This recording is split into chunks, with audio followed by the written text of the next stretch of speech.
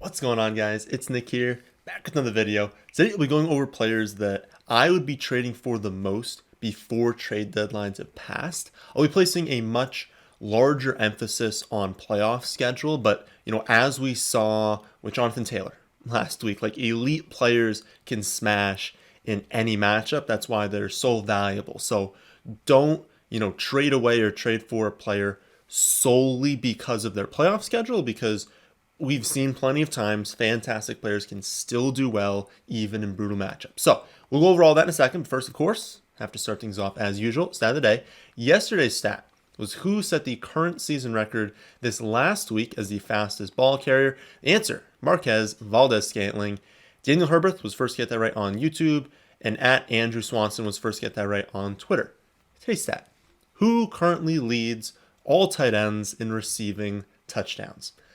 All right, so who are the best players to trade for right now? So I'm going to break this down into two tiers: elite players and the more like affordable options. So who are you going after if you can afford to trade for, a fantastic option. If you can't, we have those second tier players. So in tier one, the elite guys, we'll start off with James Robinson. He has the third easiest playoff schedule for running backs versus the Texans, at the Jets, and then at New England. Obviously, at New England is a brutal spot, right? Especially because we can be all but certain that the Jaguars offensively are going to struggle in that game. The Patriots have a great defense. The Patriots are probably going to be, vying for the playoffs at the end of the season there.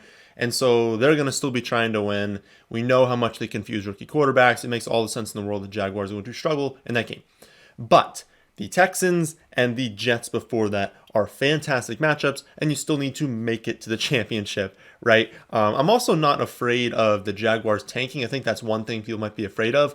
Teams almost always tank for quarterbacks, right? They tank for their future quarterback. Well, the Jaguars took Trevor Lawrence last year, so they're not going to be doing that. And I'd have to imagine that they want to close the season strong on offense, right? At least to give them some level of confidence moving into next year. I also think that Robinson's value is relatively low, because even though he has the touchdown in back-to-back weeks, he hasn't even come close to hitting his ceiling recently. We know Robinson has a really nice ceiling. He can go out there and get 4 or 5 receptions. He can absolutely score multiple touchdowns. He can have 100 yards on the ground. He hasn't really approached any of that recently, so I think right now is a really good time to buy him. I don't think he's going to cost all that much, and he's still a very, very good player with, again, fantastic playoff schedule if you remove that final week. I'd also trade for David Montgomery. He has the 4th easiest playoff schedule versus the Vikings, at the Seahawks, versus the Giants.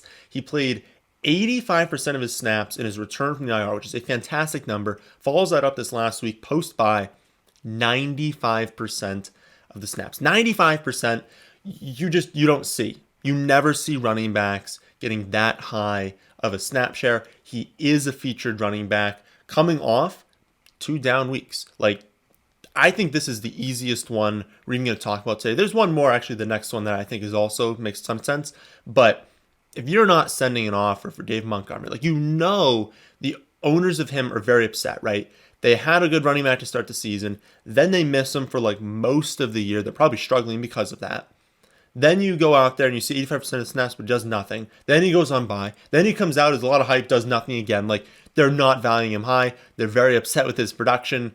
You have to. I think you have to send an offer for him. I have him as a running back 15 rest of season, though I might move that a little bit higher. Could move it up to that running back 12, 13 kind of range. That's where I view him right now. It's between 12 and 15, so comparable to guys at wide receiver like DJ Moore, Hopkins, and Godwin. I think he's a very, very valuable player this season, and he's got a good playoff schedule. A.J. Brown, that other player, I think makes a ton of sense to trade for. 6th easiest playoff schedule for wide receivers, at the Steelers versus the 49ers versus the Dolphins in the championship.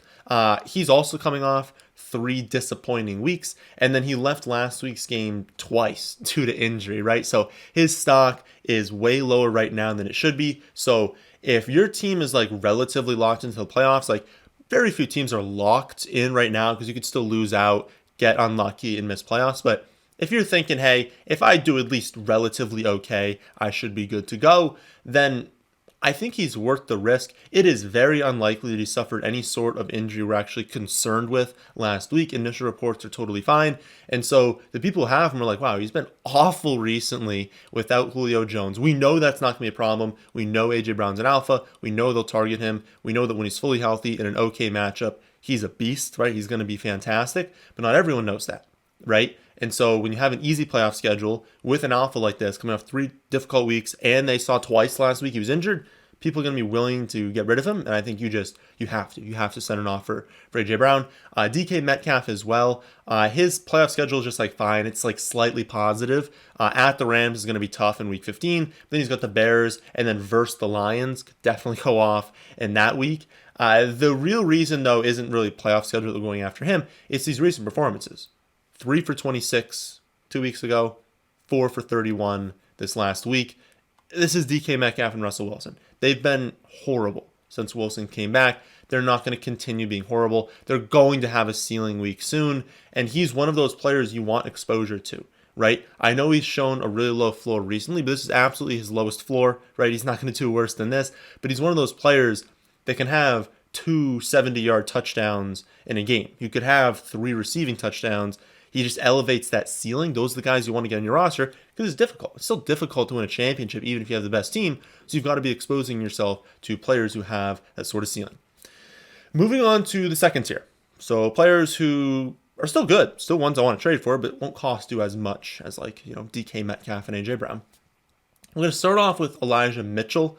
Slightly plus playoff schedule versus Atlanta, at Tennessee, versus Houston.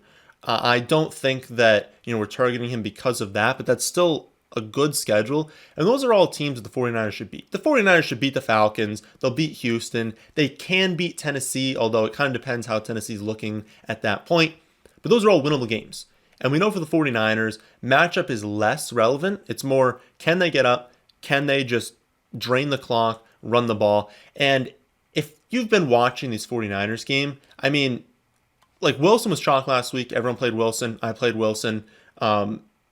He didn't look good. He did not look good at all. And we know Trey Sermon all season has not looked good, right? So I think at this point it's pretty difficult. Like no one agreed with Shanahan on the Ayuk situation. Like everyone thought Ayuk should be playing. I think now that we've seen Trey Sermon play, seen Jeff Wilson play. Obviously, Jeff Wilson wasn't playing to start the season because he was hurt. But I think everyone can agree with Shanahan. Elijah Mitchell is clearly the best running back. Doesn't matter what draft capital was or how much they're paying these guys. Mitchell is the best running back on the 49ers. I don't think we can give him a hard time over playing Mitchell. So when he comes back, which should be very, very soon, maybe this week, he's going to be good, right? He is clearly the most explosive of the running backs, and they've shown a willingness to give him, 20 touches. Easy. And so given, again, how we've seen the other running backs pan out in this offense and that they should be winning those games in the playoffs, he could close the season really, really strong. And I think maybe people are going to be hesitant when they're having him because they're like, oh no, Sermon got work last week. Jeff Wilson got a ton of touches. Like maybe he won't get touches anymore. I think he's the one clearly, and I think he is a fantastic option to trade for at the deadline. Another running back is, of course, my boy, Javonte Williams. This being the last trade video of the season, I had to include him, right? Second easiest playoff schedule versus the Bengals, at the Raiders, at the Chargers. And, he's got so much raw talent that it's just so difficult for them to keep him off the field. Combine that with the fact that, the Broncos, they're going to be out of playoff contention come the fantasy playoffs. And when we get to this point of the season, it wouldn't be all that surprising if they chose to feature Javonte Williams and not use Melvin Gordon as much. And if that were to happen, he's a running back 1, right? If they chose, hey, we're going to give Melvin Gordon 20% of the snaps, we're going to go 80% Javonte Williams because we know Gordon's not part of our future. We now know we're not making playoffs. We want to get these young guys some run, see if they, can be feature weapon for us down the stretch of future seasons. Can we get to the playoffs with these guys? And if you've been watching, this isn't them giving some scrub, a bunch of touches. He's the best running back they have. And so it's honestly a good thing for them if they want to win to use Javonte Williams. He is so good. He's breaking so many tackles. He makes a wow play every single game, even if he's only getting 10 to 12 touches. And so absolutely, I think you're going out and getting him for cheap if you need a running back that has plenty of upside if they choose to feature him in the later portion of the season.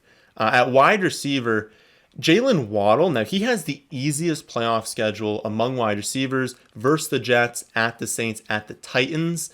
I've also, been thinking a lot about like Will Fuller. Like if he can finally return this season, what's that going to look like, right? Is that going to take too many touches away? And I think it's actually going to be a positive. Like they have not had a consistent field stretch for the season. They've had no one of talent, right, of high caliber talent that can stretch defenses, can, be a threat deep. And their main targets have been Gaskin, Gesicki, and Waddle in a lot of weeks. And those are all guys that operate really close to the line of scrimmage, at the line of scrimmage, in the middle of the field. Like they're all like congested there. They don't have anyone that defense is like, oh no, Will Fuller's on the field. He's going to burn us deep. We have to account for that, right? And so when Fuller comes back, when they have this elite field stretcher, I think that's going to open up a lot underneath for Waddle. And then you also consider like they've played a lot of games with backup quarterback play.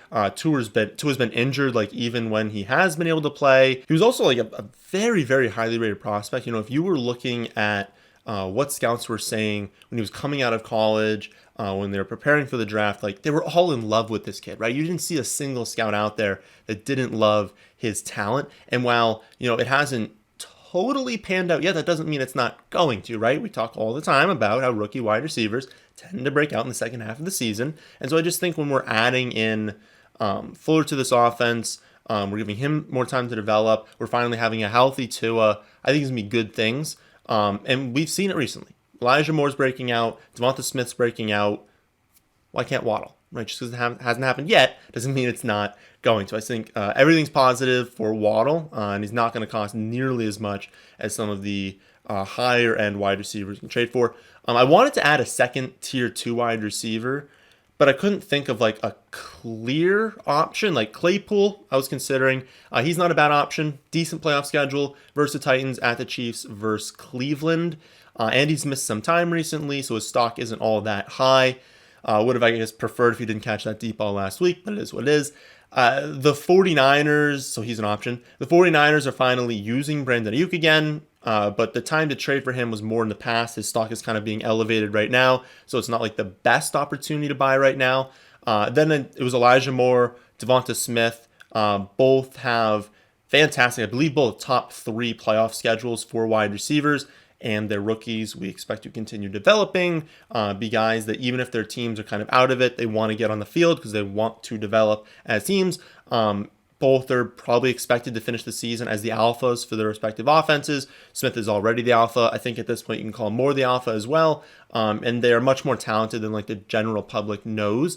So those are a few options. I just couldn't land on one of them that I'm like in love with. So none of those guys are great combinations of playoff schedule, talent, and current cost to acquire. I think a lot of them hit on like 2 of those, but they might be a little bit more expensive than you'd like, or maybe their playoff schedule isn't fantastic. And so all options, all still guys you can trade for, but weren't as good as everyone else I discussed.